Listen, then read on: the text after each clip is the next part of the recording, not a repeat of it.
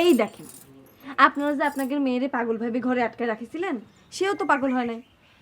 আপনারা কি বুঝতে পারছেন আপনারা একটা ভুল করেছিলেন? পুরোপুরি ভুল আমি করি নাই রে মা। একটু সময়ের জন্য সত্যি সত্যি পাগলের বেসন আমাদের মাথায় ঢুকে গিয়েছিল। আপনাদের মাথায় কোনো সময় পাগলের বীজ ঢুকে নাই, এটা আপনাদের মনের ভুল। তাহলে তোরা যে গিয়ে দেখে আসলি কুয়ারির দুই বেটা পাগল হয়ে গিয়েছে, সেটা তাহলে কিরম করে হলো?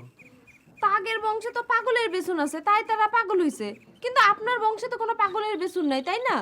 ও বকুলের মা, কথা তো ঠিকই কয়েছে। আমাদের বংশে তো কোনো পাগল ছিল না। তালিপরে যে আপনারা ইচ্ছা কইরে পাগল হয়ে একটা কাণ্ড করে বসলেন, এখন গ্রামের মানুষ জানলে কি হবি? হয়, এই কথাখান তো ঠিক কয়েছিস।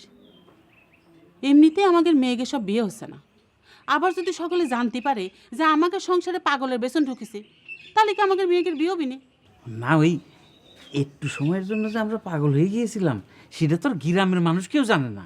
না বা, আপনি গফুর চাচার কানে তুলেছেন, সে এতক্ষণে সারা গায়ে রাষ্ট্র করে দিয়েছে। এই কথা তো ঠিকই কয়েছে মেয়ে, তারে তো ঠেকা দিয়ে হবে। আমি গেলাম।